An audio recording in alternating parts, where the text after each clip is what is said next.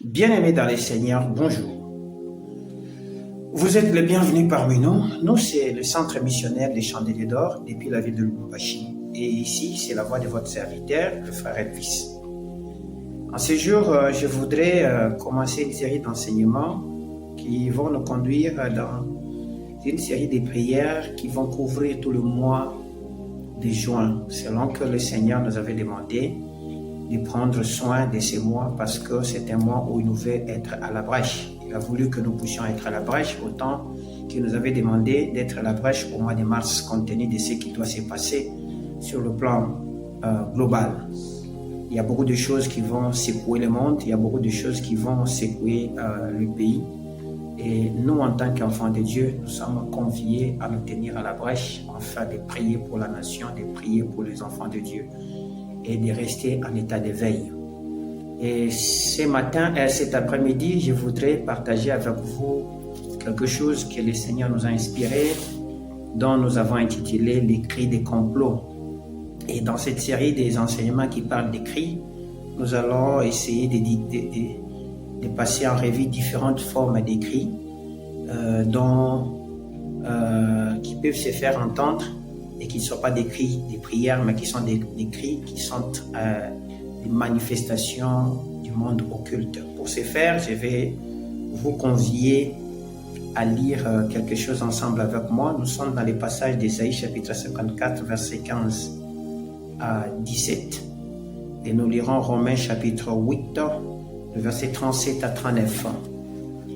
Ésaïe chapitre 54, le verset 15 à 17. Je suis dans la version Louis II 1910 dans le nom de Jésus-Christ. Voici ce que la parole du Seigneur me dit dans le livre d'Ésaïe, le verset 15 au verset 17. La Bible dit « Si l'on forme des complots, cela ne viendra pas de moi. Quiconque se liguera contre toi tombera sous ton pouvoir. Voici, j'ai créé l'ouvrier qui souffle le charbon au feu et qui fabrique une arme par son travail. Mais j'ai créé aussi le destructeur pour le briser. Toute arme forgée contre toi sera sans effet et toute langue qui s'élèvera en justice contre toi, tu la condamneras. Tel est l'héritage des serviteurs de l'Éternel, tel est le salut qui leur viendra de moi, dit l'Éternel des armées. » Nous lisons encore Romains chapitre 8, le verset 37 au verset 39e, dans la même version au nom de Jésus-Christ. Voici ce que la loi nous dit, au nom de Jésus-Christ. Au verset 37e, la parole du Seigneur me dit ceci, « Mais dans toutes ces choses, nous sommes plus que vainqueurs par celui qui nous a aimés. Car j'ai l'assurance que ni la mort, ni la vie, ni les anges, ni les dominations, ni les choses présentes, ni les choses à venir, ni les puissances, ni la hauteur, ni la profondeur, ni aucune autre créature ne pourra nous séparer de l'amour de Dieu manifesté en Jésus-Christ notre Seigneur. Amen. Bien-aimés dans le Seigneur, que mon Dieu vous bénisse. Je l'ai dit, nous parlons de cris des complots. Et dans un premier temps, vous allez comprendre que lorsque le prophète Ésaïe est en train de prophétiser, il était en train d'avertir le peuple de Dieu. Il dit, lorsqu'on formera des complots contre vous, cela ne viendra pas de moi. Vous devez savoir que parmi la triple mission que les diables cherchent à remplir pour détruire l'église de Dieu, il y a la destruction, il y a le vol, et il y a le voleur ne vient que dérober, détruire et tuer. Ce sont les triples missions. Mais pour qu'ils puissent passer en exécution de cette mission là-bas, vous le savez comme moi, il va monter des stratagèmes. Ce sont ces stratagèmes-là que la Bible qualifie de complots. Il y a plusieurs formes de complots qui peuvent affecter la destinée d'un homme pour le ralentir dans la marche de l'accomplissement de sa destinée, c'est-à-dire des paroles que le Seigneur a assignées à cet homme comme mission qu'il devait accomplir sur la terre. Alors, pour avoir fait de Jésus comme étant ton Seigneur et ton Sauveur, sache que le diable t'a mis comme étant la cible prioritaire. Et cette cible prioritaire fait de toi un homme à battre.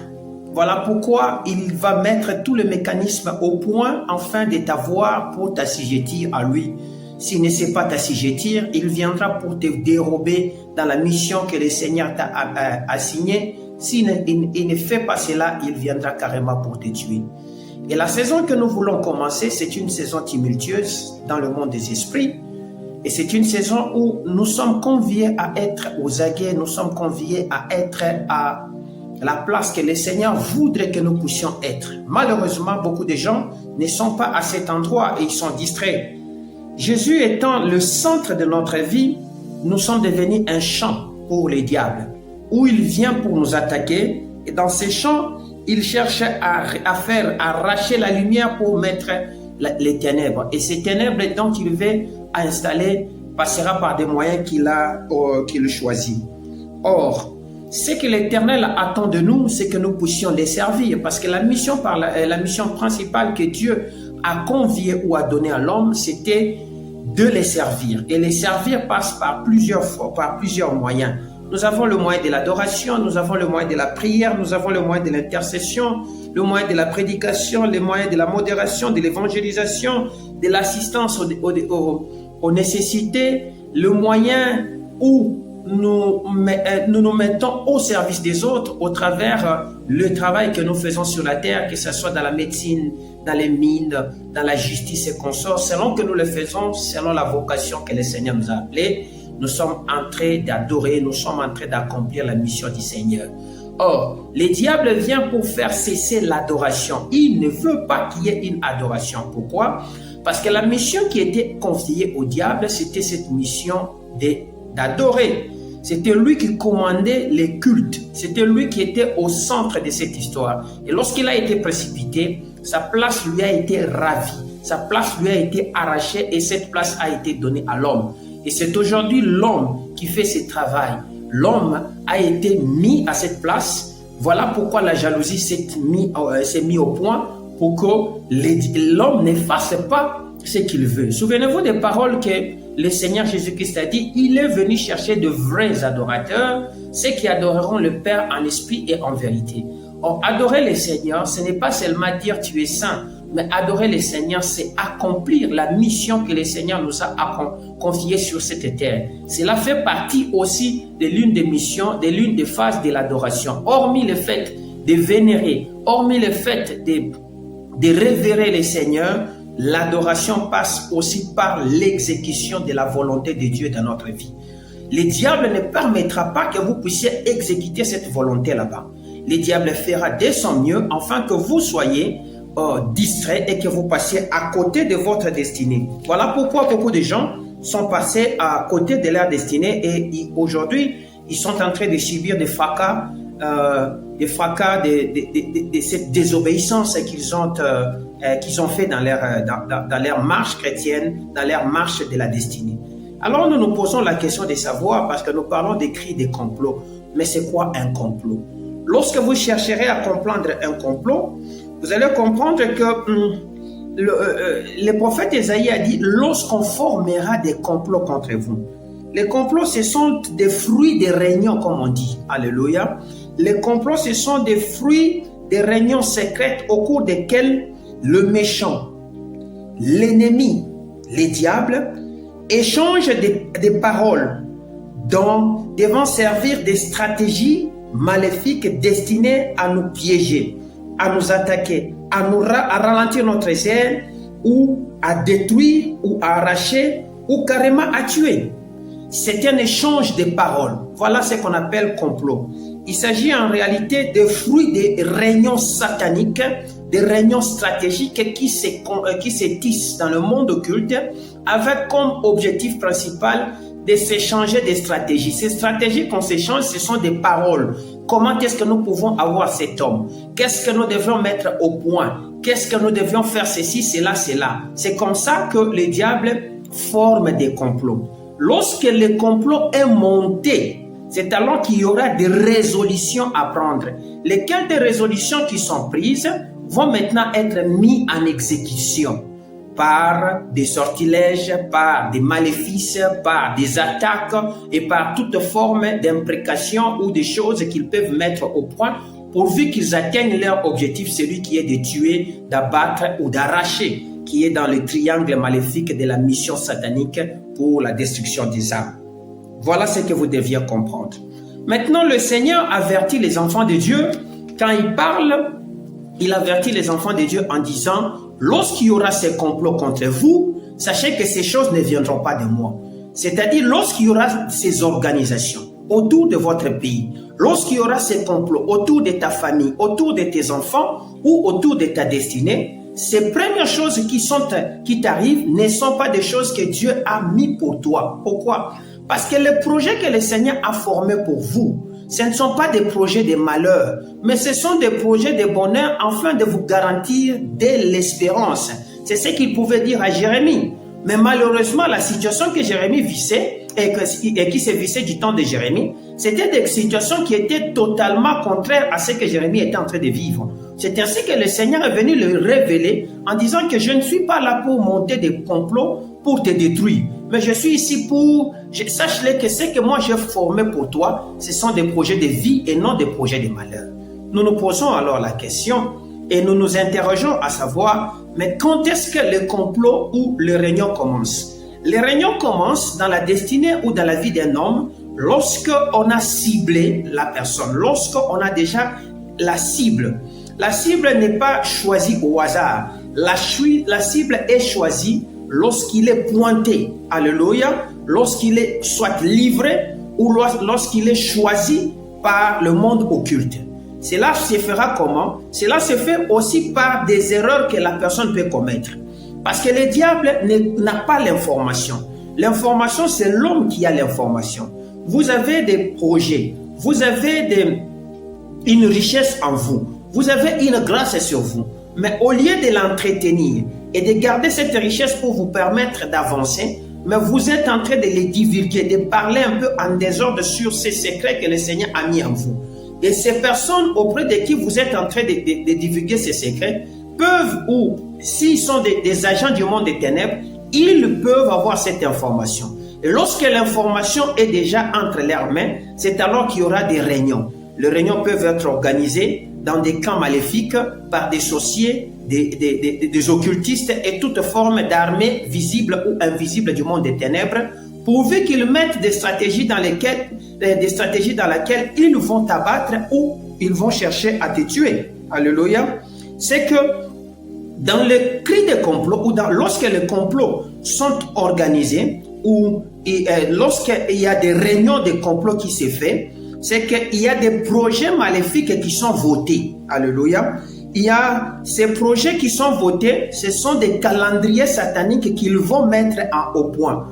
Prenons les cas. Le Seigneur nous dit, quand le mois de juin va commencer, je veux que tu puisses beaucoup prier pour des raisons que moi, l'Éternel, je t'ai dit. C'est-à-dire que le Seigneur, comme il est omnipotent, omniprésent, omniscient, qui a l'information, il sait qu'en ces mois, dans le monde occulte, il y a eu des réunions stratégiques qui s'étaient faites autour de ta destinée, lesquelles des réunions, il y a eu des choses qu'ils ont déjà décidé qu'ils vont mettre au point à partir de ces mois là-bas.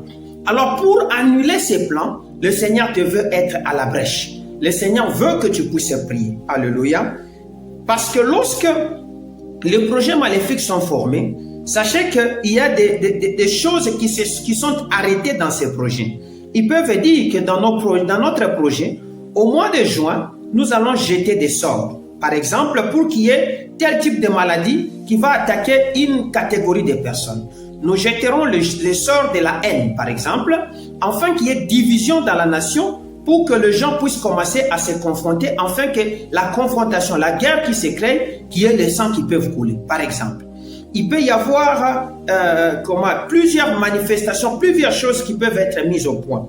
Ils peuvent dire, s'ils ne peuvent pas jeter des sorts, ils peuvent aussi faire des pratiques maléfiques qui consisteraient, par exemple, à provoquer des accidents, à provoquer des catastrophes naturelles qui auront pour mission de leur permettre de gagner en âme et de gagner en réserve des carburants ou des sangs qu'ils ont besoin pour faire leurs histoires. C'est ainsi qu'ils vont activer la partie visible de l'occultisme de Satan qu'on appelle les sorciers, afin de prendre les informations, les sorciers, les occultistes, prendre tout ce qu'il y aura comme information pour maintenant engager des démons, pour engager des autres formes de projets de l'armée du monde des ténèbres pour t'atteindre ou pour t'attaquer.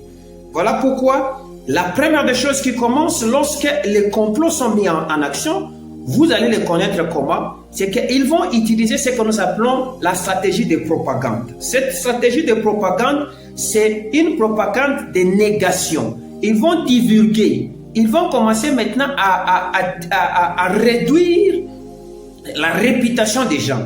Ils vont commencer à créer des choses qui sont contraires. Il est mauvais, il est ceci, tout ça. Ils font une propagande négative sur les sujets, sur la personne, afin que la personne soit rejetée.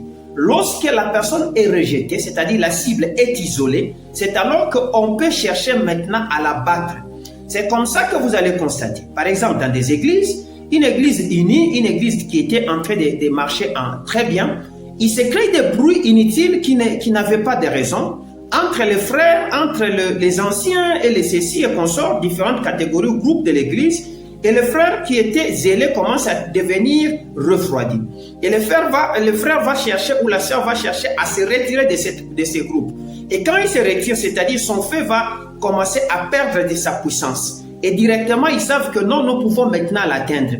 C'est comme ça que vous pouvez voir une personne tomber dans des habitudes qui n'étaient pas des habitudes de Dieu. Il tombe par exemple dans l'impudicité qu'il avait abandonnée, dans l'ivrognerie, dans des colportages, dans des styles de vie qu'il avait déjà abandonnés parce qu'il a perdu le feu. Il n'est plus dans la masse. Et là, le diable sait maintenant, comme il ouvre lui-même les portes, je peux maintenant entrer pour l'assujettir. Est-ce que je me fais comprendre?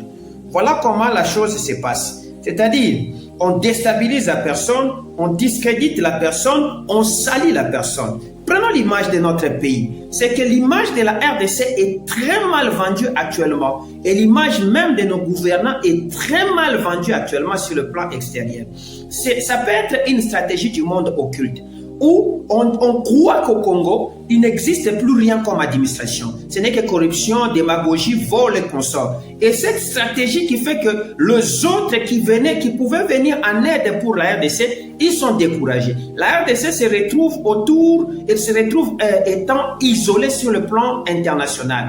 Parce qu'il est maintenant isolé, il devient facile à l'ennemi de l'attaquer. C'est comme ça qu'il y aura maintenant, parce que les gens sont sujets à écouter des informations extérieures, il va se créer maintenant des remous autour des peuples. Il va se créer des problèmes, des bruits autour des peuples qui va nous diviser. Et puis ça nous divise, et c'est ainsi que naîtra des rébellions, naîtra des mouvements et consorts. Voilà un peu comment ça fonctionne et comment est-ce que les choses commencent dans ces pays. Ce que la RDC devait faire, c'est de se recentrer pour amener une cohésion nationale. C'est-à-dire quoi? Amener tout le monde à parler le même langage, à bannir la haine et à sortir ce qui est mauvais en nous. Parce que le diable ne travaille pas dans l'unité, mais le diable travaille dans la division. Si tu es dans un couple divisé, sache que tu es en train d'installer le trône du diable. Si tu es dans un couple de bruit, sache que tu installes le trône du diable. Dans un quartier, dans une ville, prends ça, essaye de mettre ça sur différentes couches des sociétés. Tu vas voir que ces choses, quand ils s'appliquent, ça va maintenant faire quoi? Te détruire. Alors tu as besoin de faire vivre la paix, créer l'harmonie. C'est ainsi que Christ, avant de partir, il dit, je vous laisse la paix, je vous donne ma paix. Ce n'est pas comme la paix du monde, que votre cœur ne se trouble pas. Donc la paix de Jésus vient nous rassurer. Vous comprenez, au-delà des crises et consorts, nous avons un cœur calme, un cœur posé, un cœur qui ne voit pas et qui ne critique pas et qui ne cherche pas à tirer profit des autres. Mais ce cœur-là, quand il aura la paix, ce cœur aura la capacité d'adorer, de lever le Seigneur. C'est ainsi que les choses ou les portes des cieux peuvent s'ouvrir sur la personne et la véritable paix qui ne vient pas par les armes ou par des négociations pourra s'installer. Parce que le Congolais a besoin d'une paix qui travaille son intérieur. La paix de l'intérieur du Congolais lui a déjà été arrachée. Et cette personne n'a pas la paix. Ainsi, il n'y aura pas de paix extérieure que nous sommes en train de chercher. Alléluia.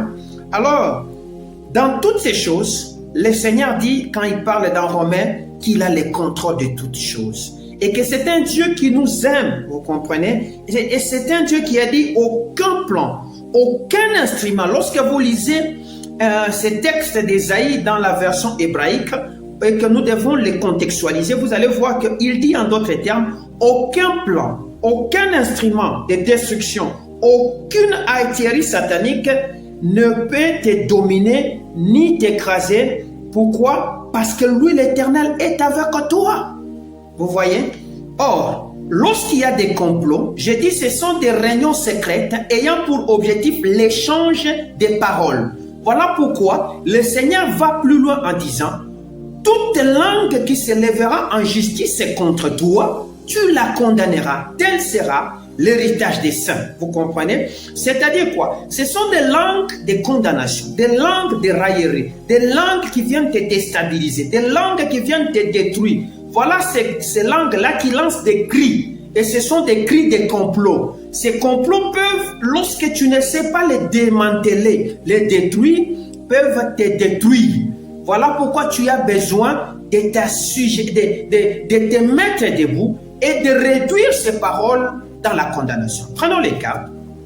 Tu recherches chez toi un serviteur de Dieu qui vient te dire, je fais une révélation où j'ai vu le monde des ténèbres s'est levé contre toi pour te détruire par des accidents, par des maladies ou par des choses.